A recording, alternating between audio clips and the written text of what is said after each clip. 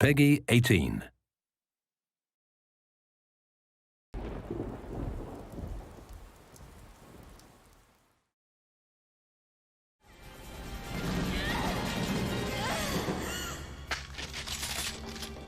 Claire is not just your ordinary civilian. She is a Redfield.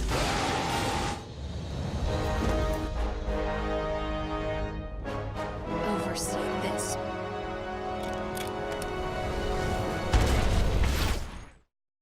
Most of us remember Claire Redfield from the original Resident Evil 2 back in 1998.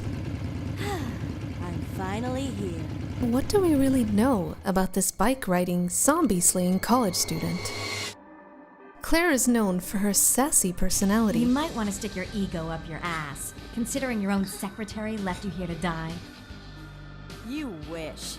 But thanks for the help. Her odd choice of weaponry. Never saw this coming. And her amazing sense of style, usually seen riding a bike and always sporting a ponytail.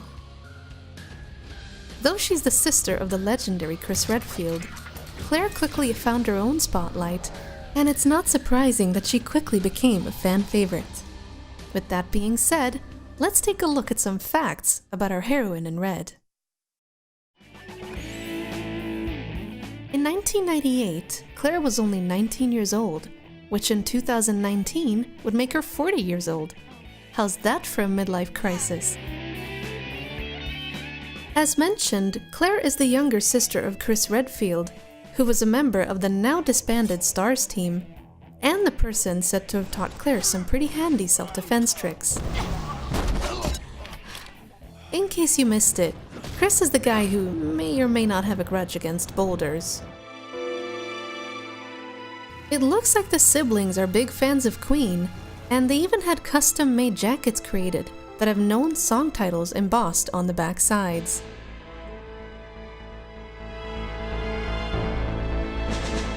Speaking of designs, in the original Resident Evil 2, one of Claire's first concept designs was slightly different. She was meant to be another bike-riding college student named Elsa Walker. Although we're very happy with Claire making it into the final game, there's still some throwbacks in memory of Elsa. Trivia aside, how did Claire's life take such a drastic turn? It all started around late July 1998, when Chris suddenly stopped contacting his sister. And so in September, a really concerned Claire set out on the road to find him. Claire found a lot of things in his hometown Raccoon City, but not Chris himself. Hello.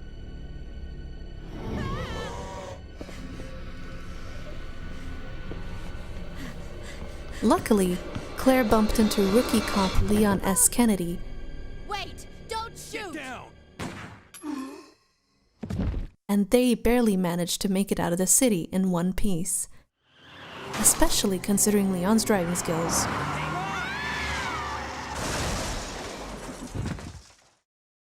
Three months later, Claire had finally picked up a lead on Chris's whereabouts, which took her to Umbrella's European headquarters in Paris. Claire tried infiltrating the facility, convinced that they had her brother, but her sneaking skills clearly needed work because she was caught and sent to one of Umbrella's prisons on a remote island. Your identification number is WKD 4496.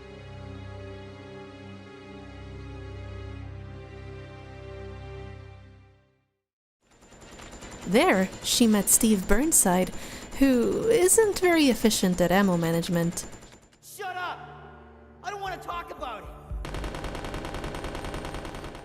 And somehow knows how to fly a plane despite being in his teens. The two did some prison recon and managed to find Chris's location in Umbrella's surveillance database. They then sent all the details to Leon, along with a plea for help. After overcoming even more odds stacked against them, Claire and Steve survived. We made it! Yahoo! but found themselves stranded in Antarctica. Luckily for them, Chris had gotten Leon's message and came in for the rescue. Claire and Chris were finally able to reunite before they had to jet.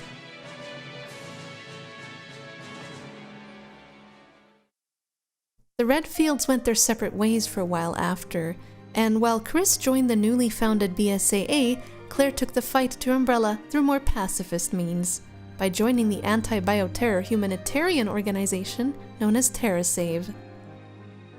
But it seems Claire always has a knack for getting into trouble, and soon she would find herself trapped in another nightmare, this time a zombie-infested airport. No way.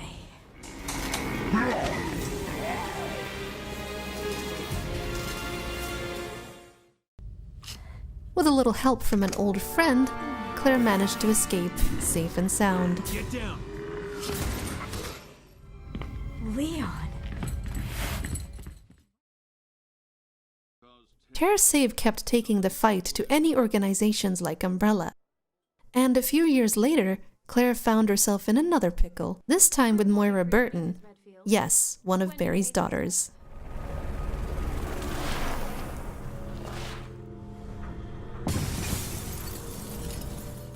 Claire Redfield, you're coming with us.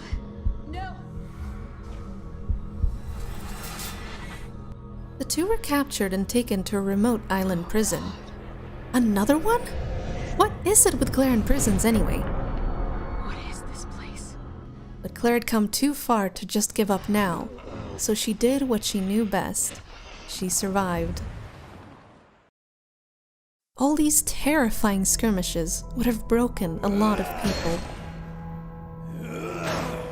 But Claire always managed to find a way to bounce back and to fight.